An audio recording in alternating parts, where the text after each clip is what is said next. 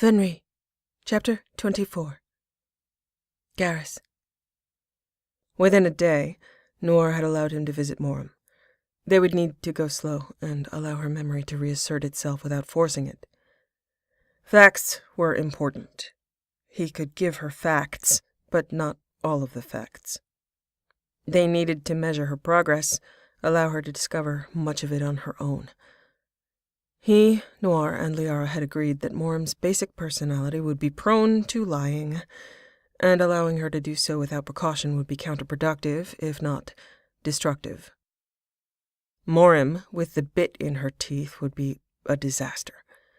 They needed to withhold some facts because of her position and her authority. If they told her she was the commander of this vessel, she would be likely to demand immediate restoration of power. She would bluff and fake her way to information without knowing its significance. Her relationship to him was linked to so much that revealing it would come later. Other information already in place. He would also be able to verify whether she remembered or guessed. Hopefully. She would be able to guess a great deal, but not things like names, dates, and passcodes. He should confirm what she knew on her own, if possible. Her imagination could create truths with no context. When she found a memory, it would trigger other associated memories.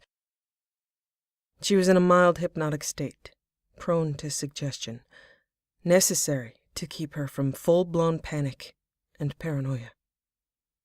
Noir had shown him, explained it to him. Her connections were there, but they were dark. Some memories would not be available until lit up by her own efforts or those of Noir. This state was necessary emotionally and medically to allow her the freedom to explore, but not allow her to drown in everything that might come at her, from Reapers to Leviathan to being dead. He thought he could do it, but what he really wanted to do was crawl in bed next to her with some rope. Noir had told him that although the Leviathan were not in control of her as far as she could tell, they had given Morim information of a depth and scale that was overwhelming. Time scaled to a creature eons old was not the same for a human, and storage of it was permanent, inextricable from her own memory. She might remember being a Leviathan. It might overwhelm her sense of human self. Noir had done her best to mitigate that information, separate the experience from the information she needed, but it would be there, always. For now, he was Commander Shakarian of the Normandy. He would need to reintroduce himself. She was familiar with Noir and Liara and Karen, though she didn't remember Liara or Karen by design. She was docile enough to treatment, but as some of the sedation wore off, she was not patient. At least she hadn't broken anything. Yet. Patience had never been Morim's strength, and with the attendant mystery, her curiosity was in overdrive, linked to her formidable survival instincts. He brought her some cookies from their room. He had contemplated moving out, wondering if she'd be transferred back to their cabin without her memory restored, but he'd chosen not to do so. It would be impossible to restore her as commander if her memories were blocked. They would not be separated, and she wouldn't be placed in the position of wondering why she had the biggest room on the ship, or be there alone struggling with what she was experiencing. She needed to stay confined to the medbay where she was watched, and her potential paranoia and definite cleverness and resourcefulness couldn't run amok on a ship with extranet connections and weapons. Once they began restoring her memory, he would be there for all of it, unless Noir determined he was a hindrance. Morim would have to tell him she wanted to be separate from him, if she chose.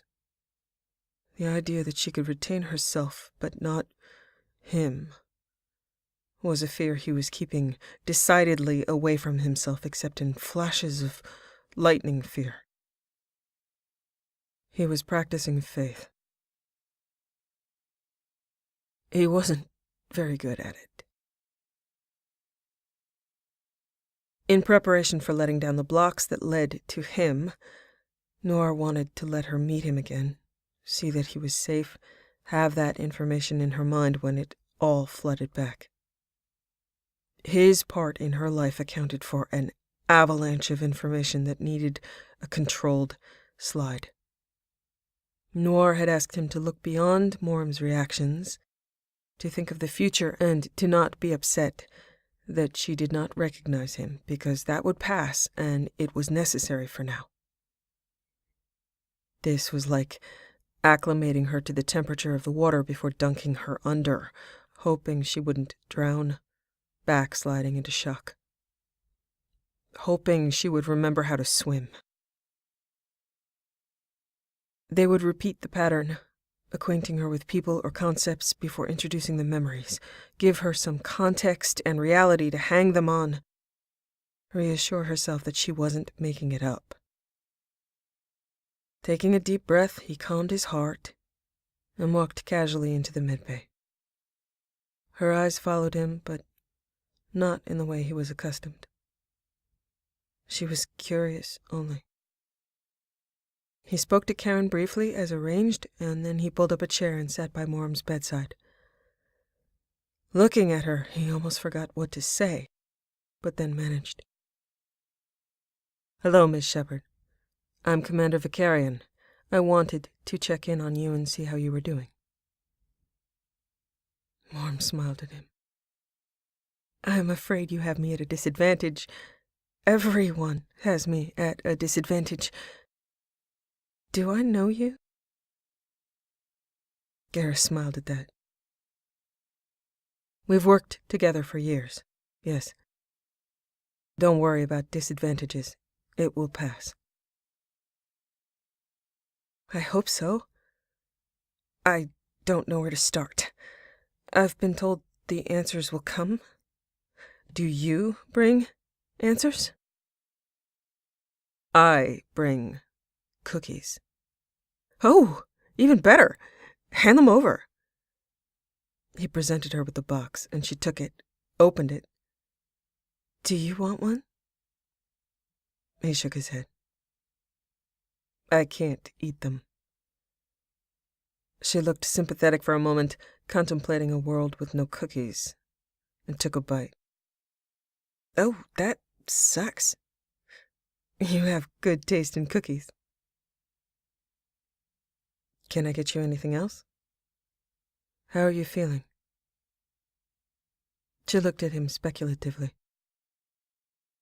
"I feel fine. Little bit of a headache and some muscle strain, but that's why I'm here, right? You can get me some answers." He watched her and knew her well enough to see that she was playing the friendly, innocent, angling for information. Snow the clueless Turian, get the cookie bringer charmed and primed. "Oh, my pecan, you are in there. You don't have your memories, but you are still you. Thank the spirits." He leaned back in his chair. "I don't know. Information may just be on a need-to-know basis. Maybe I'm not authorized." "Come on, Commander. You are Commander, right? This is your ship? What could I do with unclassified information unless I'm already classified? Am I classified? You could tell me that." "Certainly you're classified." "What kind of classified?" "Unfortunately, that's classified." She ate another cookie. "You're distinctly unhelpful. Is that what I'm dealing with here?" He shrugged. "Well, I'm the commander. I'm not required to be helpful." She capitulated, and then changed course. But you brought me cookies anyway. How did you know I'd like them? He looked at the cookies with distaste. Over the years, you've had questionable taste in food. How many years? He was trying to make fact checks on the fly, see what would or would not set her off. He also had to make sure it was the truth enough that when she remembered, she wouldn't blame him for lying. About 4 years.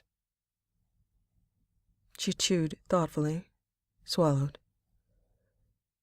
Did I serve with you for all that time? No, you took a 2-year hiatus. She tilted her head, alert to the tone in his voice. Did I do anything interesting? He smiled at her. Always. She twisted her lips. You're really not going to tell me? He tilted his head and then shook it. I'm really not going to tell you. The doctor will not allow me to visit again if I do. This might be my ship, but this is her medbay, and if I ever want to come back in here again, I'd better do as she says. She appeared to give in with grace again, settled back into the charm phase of her plan. Now, that would be a shame, you not being able to visit. I think I like you, Commander Vicarian. You do. And I like you. I've been assured you're going to know everything you need to know at your own pace, so we'll take it slow. Thank you. I believe you. I do. I don't know. Must be those 4 years. And the cookies. They weren't drugged, were they? I don't have to drug you, Moram. The doctor could do that for me. Fair enough. If you won't tell me stories I ask you to tell, would you please stay and bullshit with me some more at least? I am bored beyond reckoning. Unless you need to get back, in which case I can keep my boredom classified until I have everything I need to bust out of this joint and make a run for it. He considered her fast-paced manipulation, appealing for sympathy, and adding on a vague threat that might become less vague as time went by. I know your Omni tool is disabled. I did that myself. He thought, I can't activate it because you'll find a way to hack it, even if I just gave you access to music. You'd see the news, Reapers, and Commander Shepard splashed across every bulletin. She leaned back, looked at him speculatively. So you know my passwords. I know your passwords. You knew mine, and will know them again. You're safe. You're healing. You're you. Nobody will tell me about me. I'm beginning to suspect I'm evil. The way you're still trying despite being told no, you're you. I hope that's a good thing. Moram, it's the best thing. Then maybe you're evil too. Maybe I am. Hold on a moment. I'll be right back. He walked over to Karen and asked if he could take Moram for a walk, just to the starboard observation lounge. Get her on her feet and keep her from stewing in her own head. After a brief consult with Noir, they both agreed. He needed to go slow, keep her calm, and let them know immediately if there was any change. He walked back to Moram, held out his hand. Let's take a walk. You can see some of the ship and get out of this room. She took his hand without hesitation, and his heart squeezed. She wasn't all that steady on her feet, and his hand went to her lower back to support her. Her different but same emerald eyes met his, startled.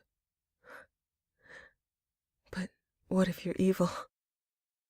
You sure I should go with you? Spirits help me, Bakan, you're flirting. He leaned in.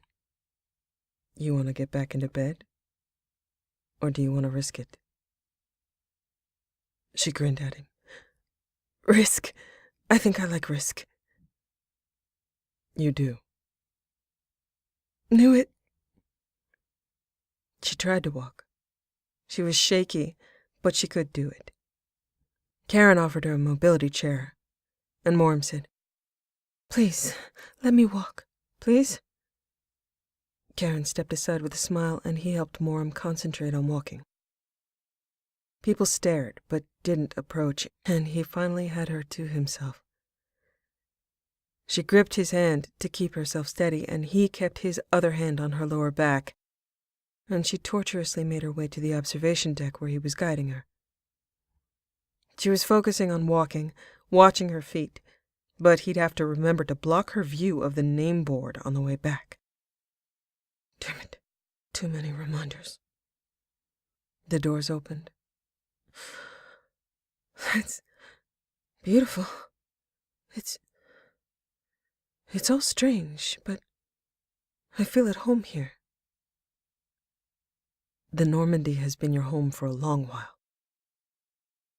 He moved the same couch where they'd begun a honeymoon, and sat in front of the same window looking out at the stars, and gestured for her to sit. I'll stand. You'll sit. I've been in bed for how long? You can at least answer that. 5 days. 5 days! I don't want to sit. Your knees are about to collapse. So let me decide when they actually do collapse and... Okay, right about now. Sitting would be good now. She sat down and put her head between her hands. She was trembling with sweat beading on the back of her neck. He imagined stroking his finger over her skin lightly, leaning in and tasting her. He was near to trembling himself with the restraint it took to keep from dragging her into the shuttle and flying down to the colony, bundling her into some forest somewhere, finding a cave, keeping her safe. I'd have you to myself. I could show you everything you needed to know about how much I love you. You've smelled like me for so long, and now your scent without me makes the need to mark you recur like hunger, like thirst, minute by minute. You don't even know what's yours. I'm yours. No kissing. No marking. No running. Patience. He hated patience. A lot. She tilted her head back. Okay. What's my favorite color? He looked at her face. Red. Like my hair or like blood? Like your face. My face is red? Is it from that walk? Have you seen your face since you woke? No, I haven't. I think I know what I look like. He punched up a reflective mirror surface on his Omni-tool and angled it so she could see. She ran her fingers over her cheekbones. Yeah, I guess I do like red. Okay.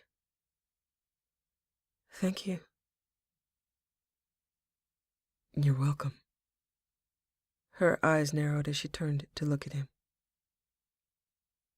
Do I also like blue? He wanted to tell her, you love blue. You can see it in my eyes, the color and the love. Right now I want to push you back hold you down, thrust into you, and I don't care if you don't know my name. He wanted to say it. He wanted to do it. Instead, he leaned back and said, "Well, who doesn't like blue?" How did that happen to your face? She looked fine now, sharp and engaged, filling in blanks based on his reactions. You were there. I didn't do it, did I? No, you didn't do it. A rocket from a gunship did it. You made sure I didn't die from it. She looked at him for a few long moments.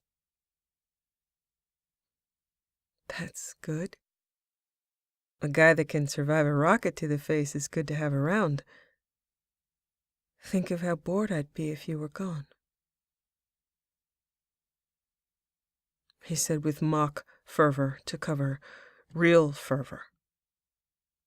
I have. It's unthinkable. Unthinkable. Good word for today. This is hard, but thank you for helping me escape. The inside of my head is a small place right now. You'll make room. You don't need to worry that you're in trouble or that you did anything wrong to put yourself in this position. These people, this crew, would do anything for you.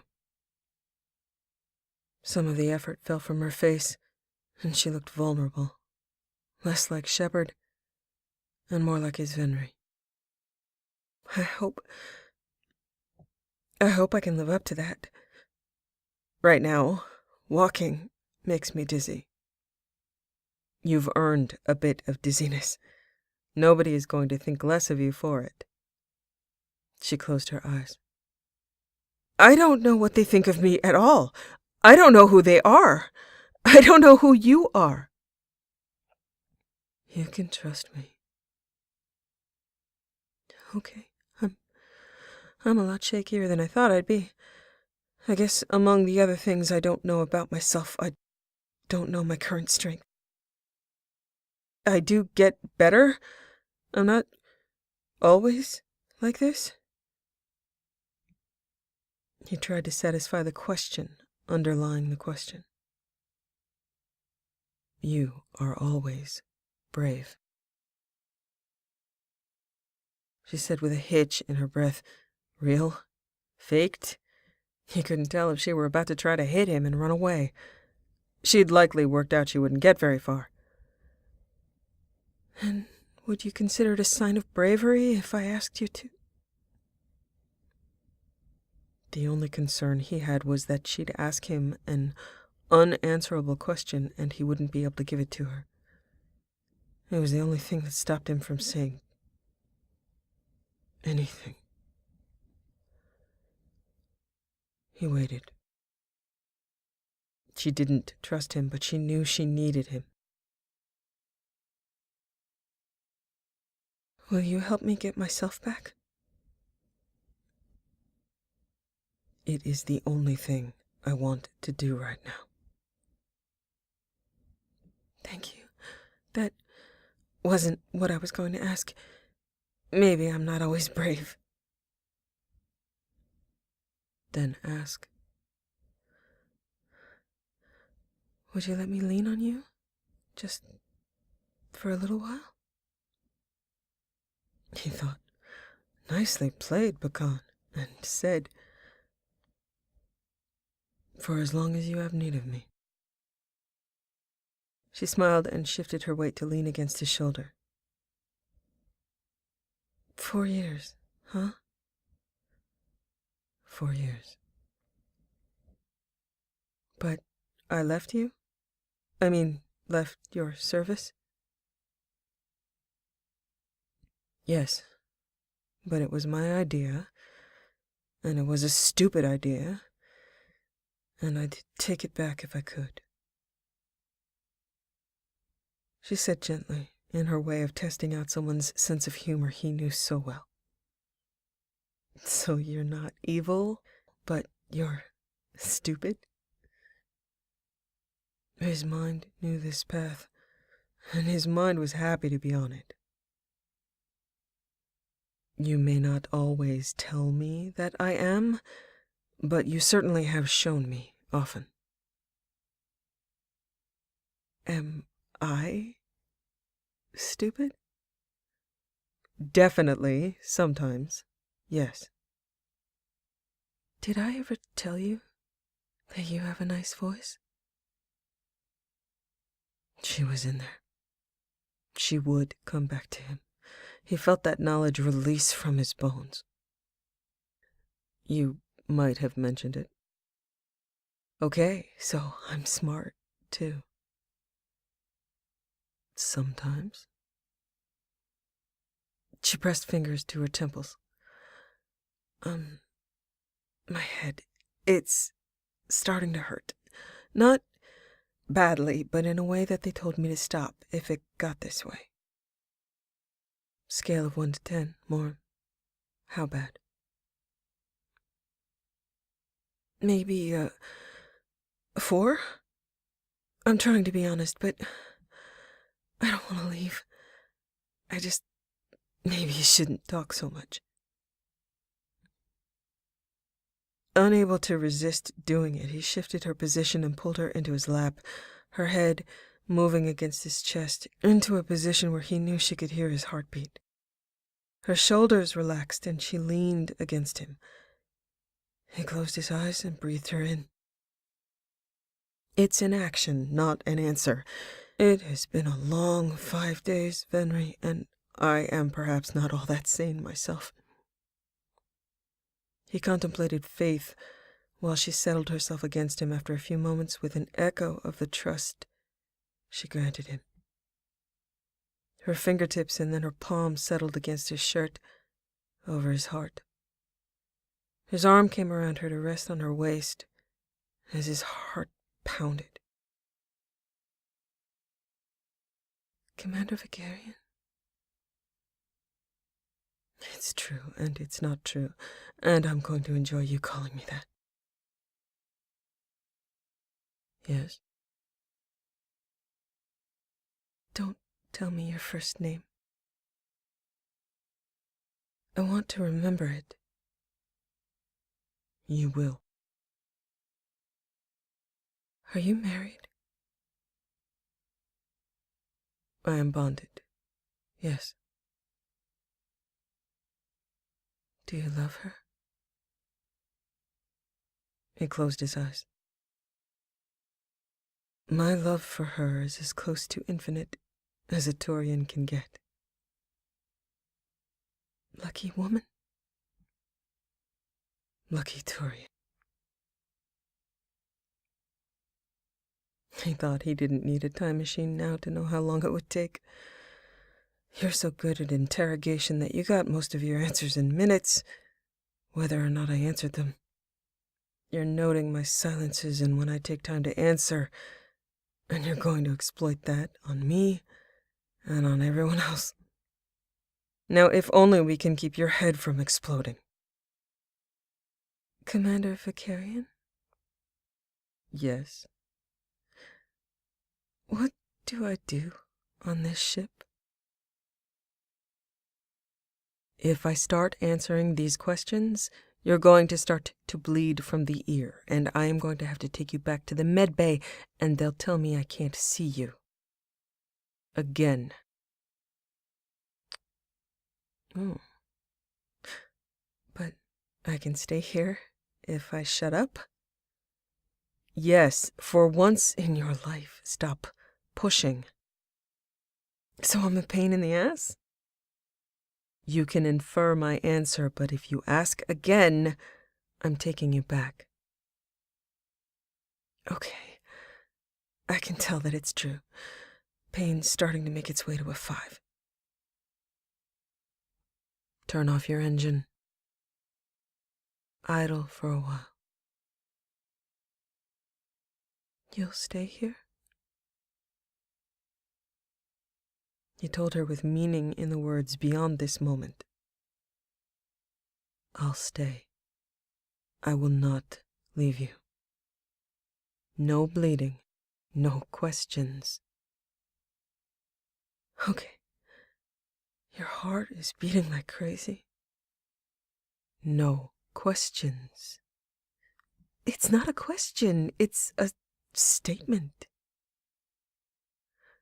Your heart is beating like crazy too. Well, I'm sick. Uh-huh. I'm sure that's it. He ran his fingers through her hair, breathed her in, and was grateful to have this moment with her in his arms.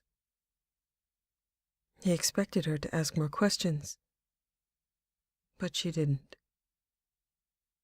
She fell asleep.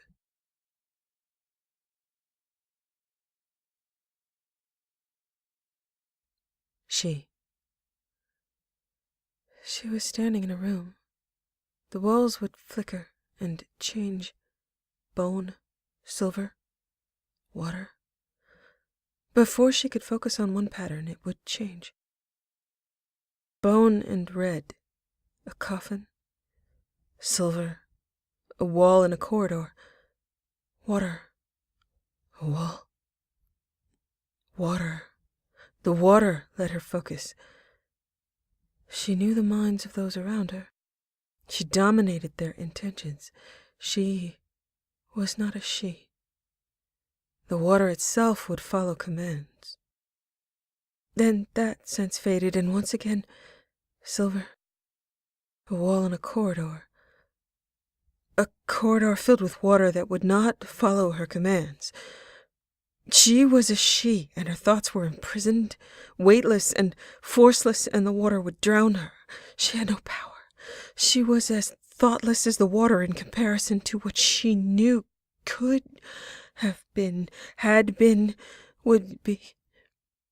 She knew she couldn't breathe, and cursed having to breathe at all, hands at her throat, choking. She heard a woman's voice. She knew it. She trusted it. Nothing here can harm you. Imagine yourself being safe, and safety will come to you. Safe? What was safety for her when she was a she? Mild panic rippled through her because she couldn't remember safe if it wasn't water.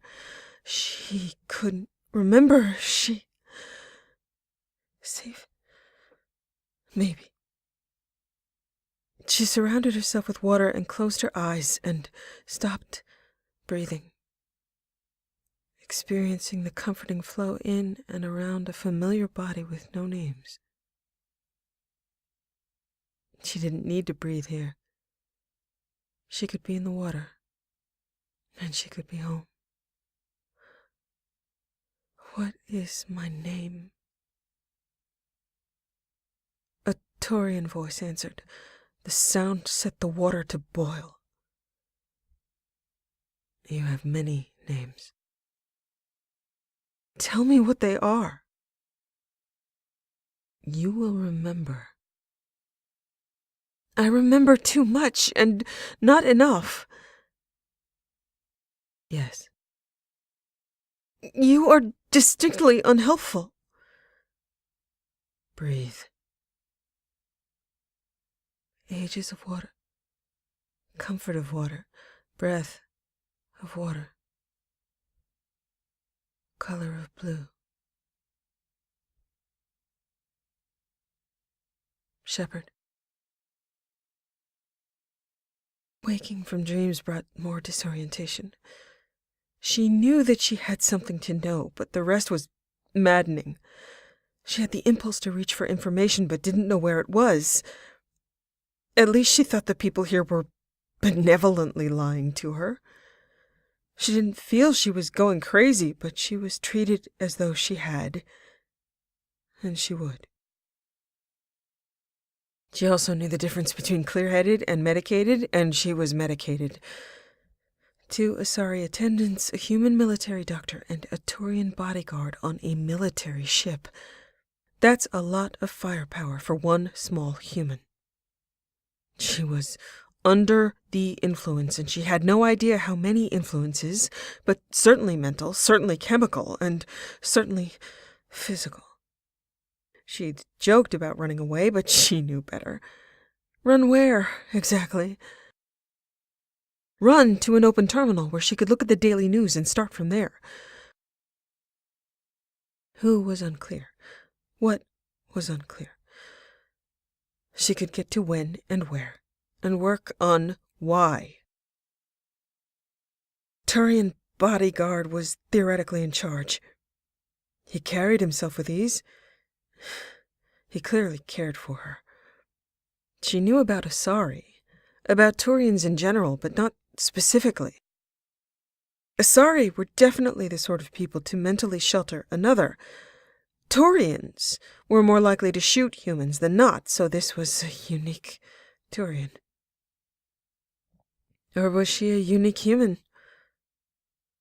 Both?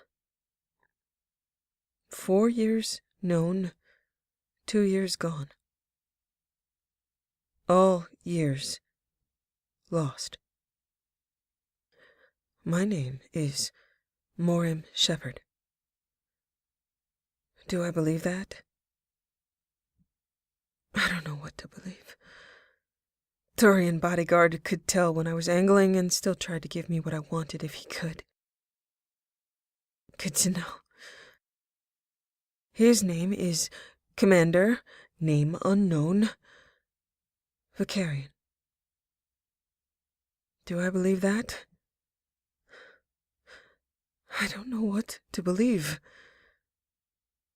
What is my rank? Commander. I just thought that because I just thought that, and it stuck in my head. I'm priming myself. My questions and circumstances are dictating my answers, and they are unreliable. Do they have divers on board military vessels? He said I liked risk and that I push. Do I believe that? Oh, yes. I believe that. Am I a diver? I don't know. He smells good. He sounds good. He feels good. Safe. I don't want to move. If I move, it's back to bed and blood samples and tests and smiling Asari women who will give me nothing about myself. He is my best chance at information. Her headache had faded, but she did need to stretch. He was in the same position as when she'd fallen asleep. She had no idea what time it was, how long she'd been here. Maybe he was asleep and she could ease away. Why not at least try? If they're lying about the ship, you'll find out fast. If they're not lying to you, that could help as information. If they catch you, they can drug you under again. She had a vague, terrifying memory of being drugged over and over to forget something. Hands bound, cold, endless. That's not good. Turians were not by nature all that affectionate toward humans. She'd asked to lean on him to get some contact, some support, some information. She believed that she knew him and had been hoping to spark some sort of memory, but nothing except a headache came of it.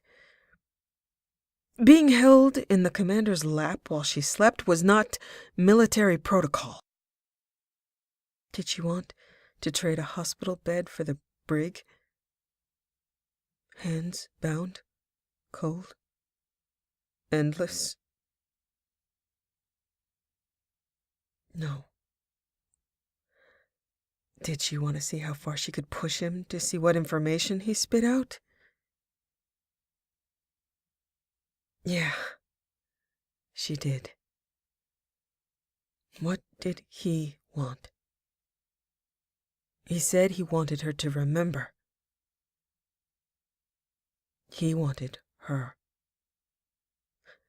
If she was willing to use that information, so likely would he be. He was married, definitively married. You're on his lap. She heard a voice in her head, a woman in combat gear. Ask me to jump, and I will say how high. Ask me to kiss a Turian, and I will ask which cheek. That was something solid. Disconnected from context, but solid.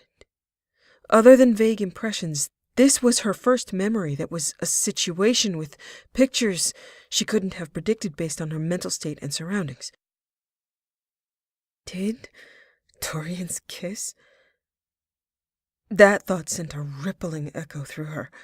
The darkness inside her head reverberated with something.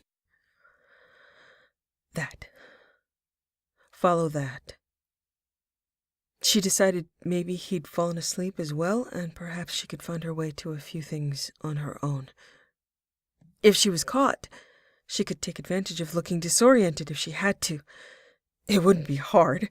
She might even just pull off a dramatic and realistic feint, since walking 100 yards or so almost did it anyway. She could take advantage of memory loss as a given. Memory lost? Or memory taken? She lifted her head cautiously and moved her hand reluctantly.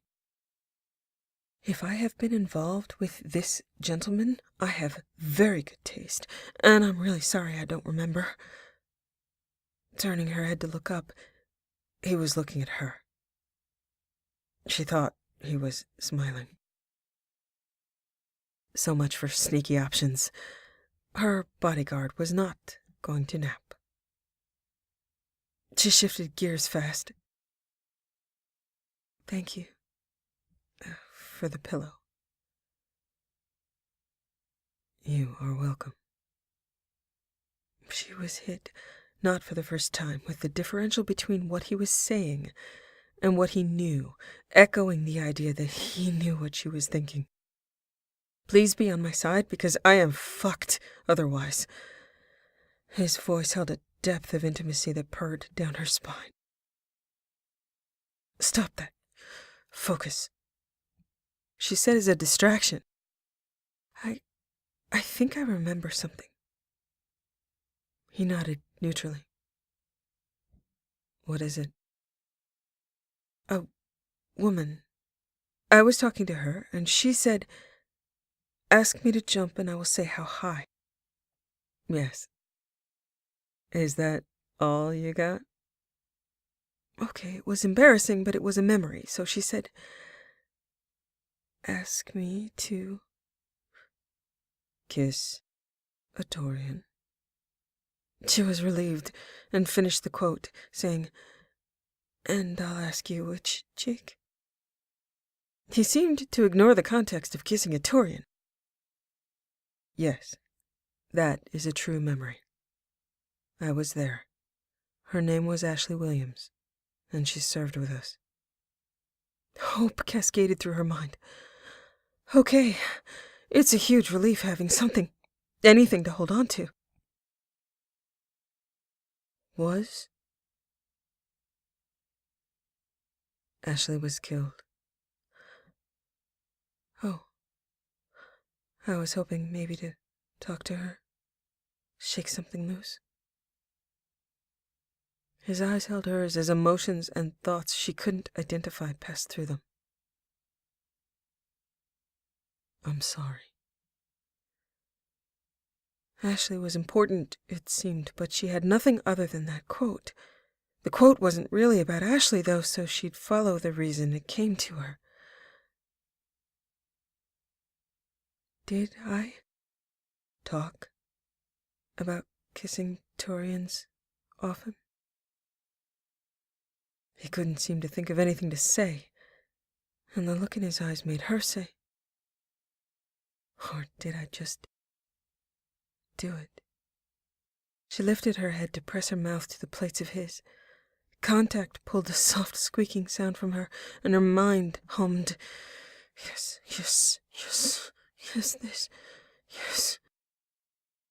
Okay, she was onto something here. He held rigidly still for a moment. She couldn't see him, her eyes were closed, but she felt the tension in him, wondering if he were about to throw her off. Yes, I like risk. When she dragged her bottom lip under one of the lower points of his plates, his arms came hard around her, and he leaned, pushing her back against the arm of the couch. His hands came up to either side of her face, his thumbs stroking along her cheekbones, and he kissed her back, moving her head to meet his mouth. His teeth pulled her upper lip between them, and his tongue swept into her mouth, moved against the line of her teeth, and then twined with her tongue. He was growling, and she was dizzy, and it hurt. Please, do that again. She started breathing hard through her nose, and one of her hands came up to trace along his mandible, the other to grasp his forearm. That stopped him, and he pulled back. No, don't stop. He tilted his forehead to hers.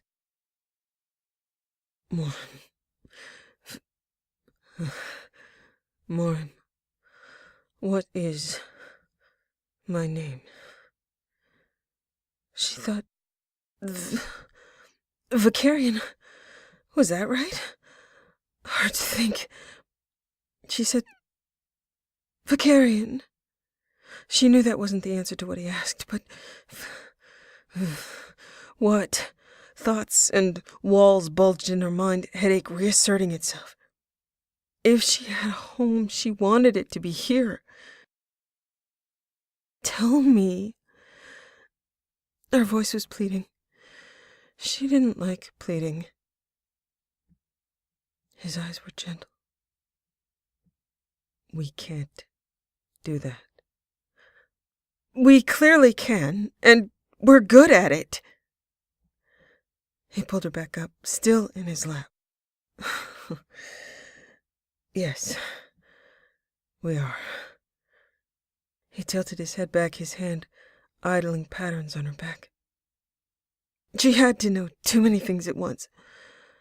So, is my name Shakarian? He looked at her, and she could not read his face, but he shook his head slowly. No, it isn't. It didn't sound like a no. She lifted a hand and traced the scar on the side of his throat. Bite marks.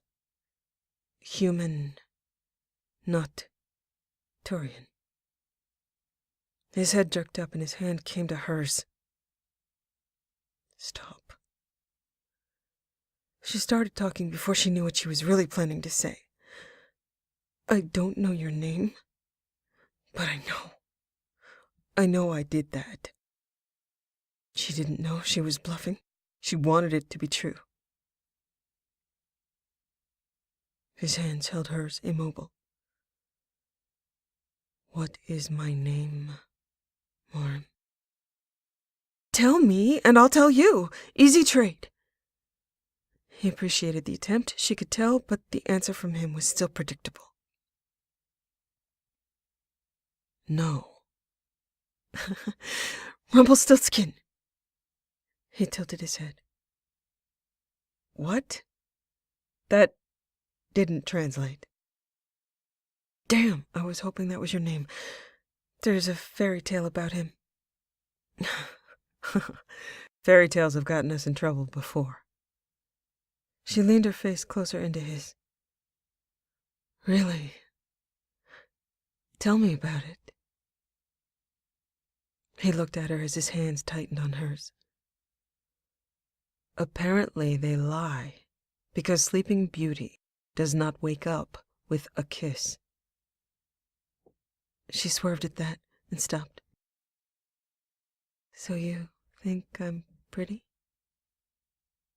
I said beauty. Oh, good. Do you kiss everyone you find in the medbay? He looked at her lips. Hardly ever. Technically, Yes.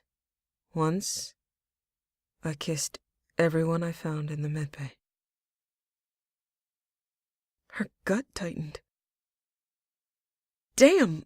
I think I'm jealous. She looked at his face, solemn and strained. Her head ached and she felt like a balloon pumped with too much air, about to burst. She took a deep breath and closed her eyes. He let her hands go. If it causes you distress, this jealousy, she said against dizziness, it does. True, with no context, but absolutely true. Then don't be distressed. The kiss in the medbay was you, and only you. There is no cause for jealousy, now or before. Heaving waves calmed slightly. And your wife? He traced a finger along her jawline. Is you. She shook her head. But my name isn't Shakarian? He moved so his voice was closer to her ear. My name is Shakarian. And Shepard. The knot in her gut loosened, but the pound in her head got worse until she felt she was going to faint. His voice came as it had in her dream. Breathe.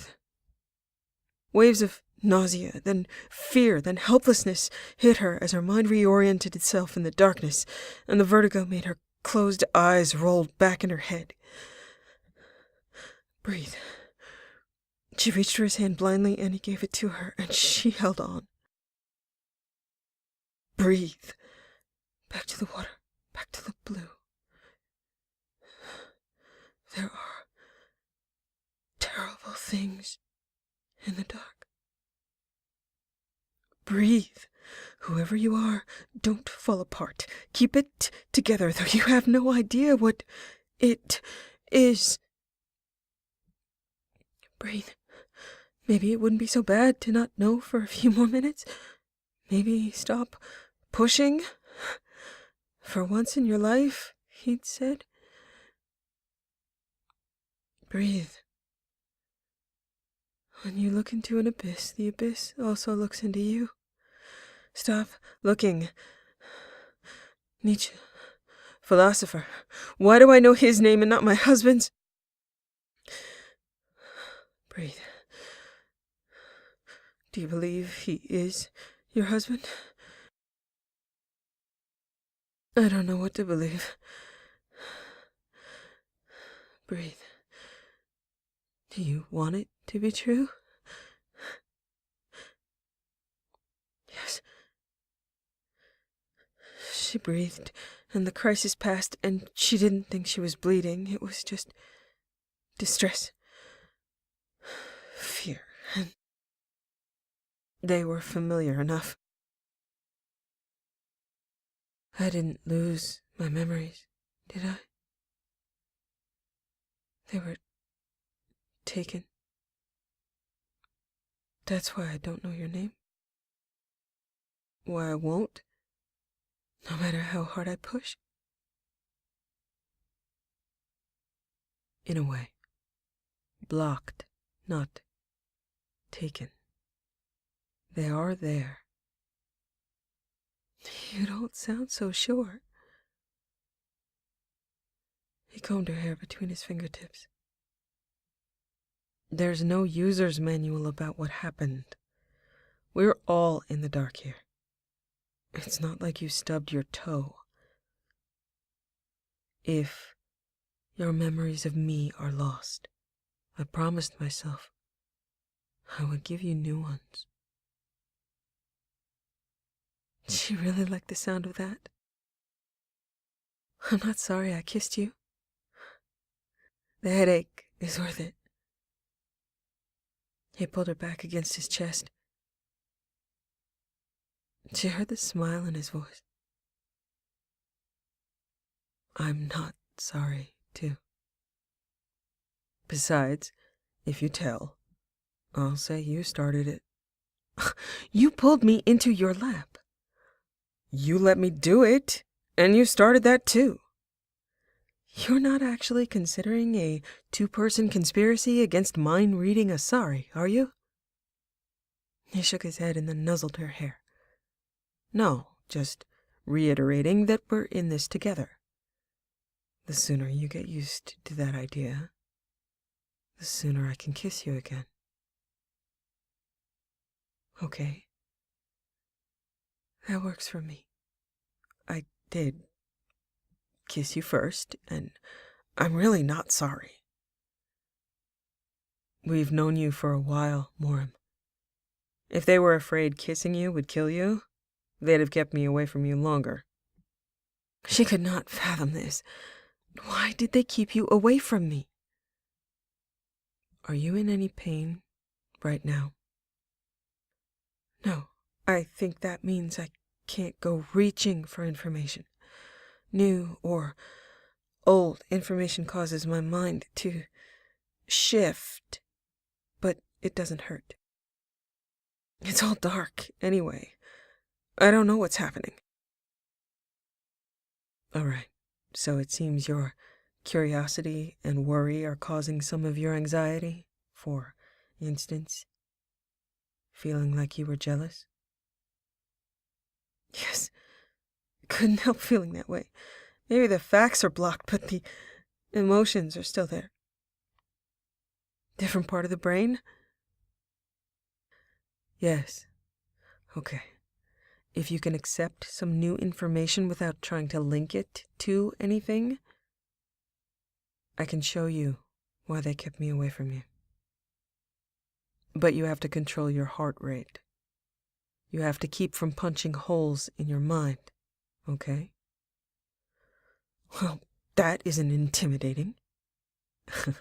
Can you do it or not, Shepard? She narrowed her eyes. You're awfully sure of yourself.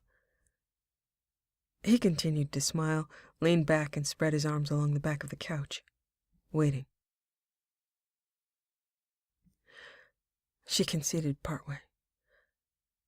All right, if I ask you to stop, will you stop? He waved a hand. Of course. But you won't ask. You'll ask me to keep going. And I will really want to. But I'll have to stop. She raised an eyebrow. That isn't intimidating either. Good. So say yes. She bit her lips slightly and considered her options. Go back to bed? No thanks. Hang in suspense? No thanks. Take a bizarre leap into dark from the dark with someone she didn't know but who kissed really well? Someone who was her husband? It's intimidating. It's information.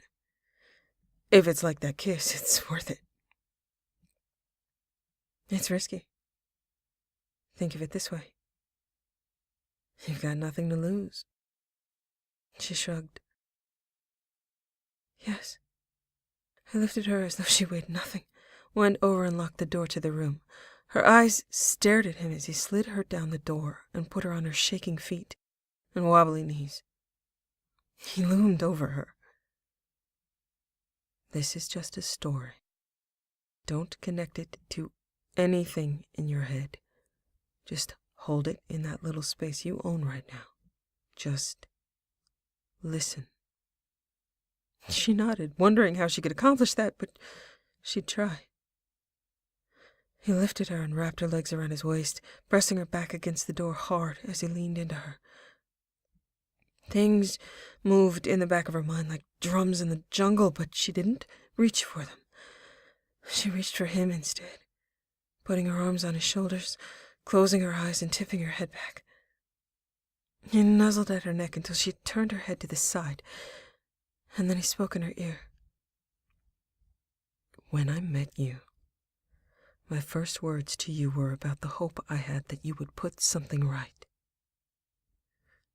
You make things right, Morin. When I first served with you, I had hoped I could be inspired by your example, and I was. You are inspiring.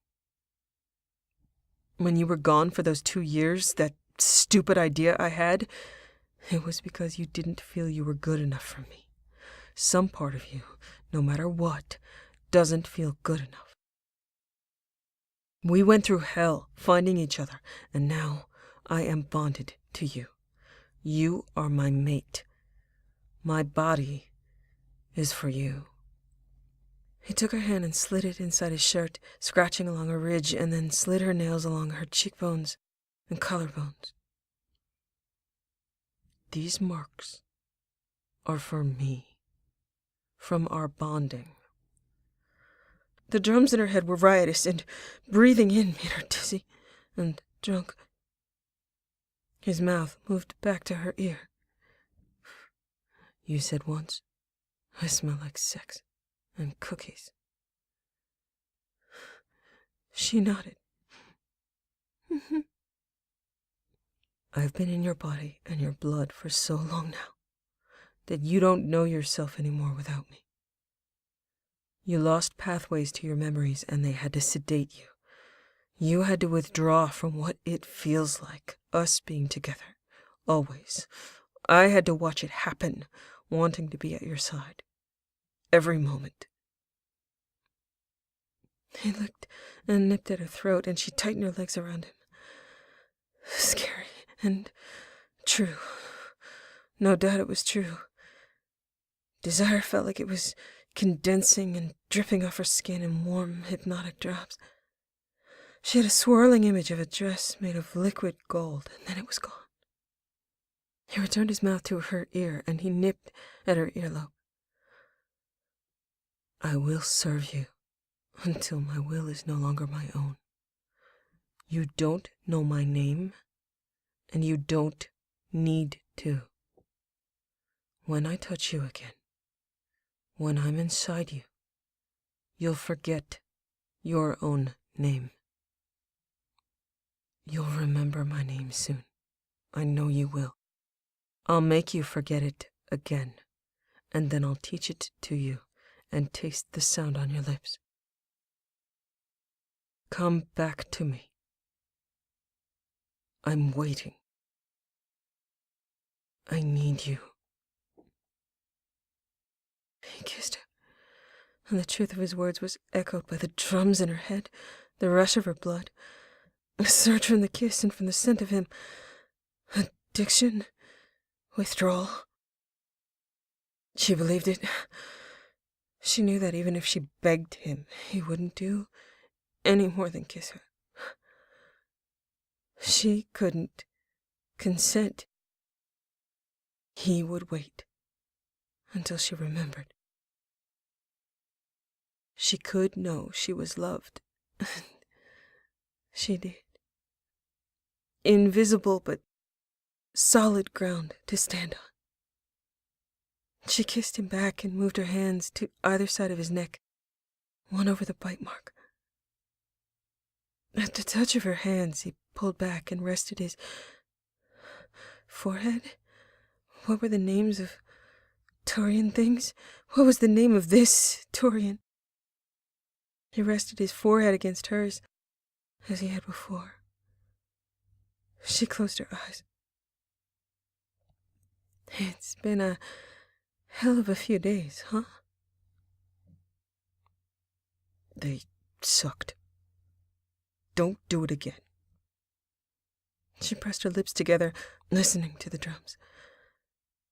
I'll try to remember what I did, and then not do it again. I'm sorry. You are, but you aren't. Yeah, that seems to be going around. Hey, guy whose name I don't know. Thank you. He stared at her face, took a deep breath, then put her feet on the floor. You're welcome. You're hungry. Come on, let's get something to eat. She didn't need to ask if he'd stay with her. There were a number of questions she didn't have to ask now. Regardless of what might appear to be true and what she didn't know, she trusted him. She had faith.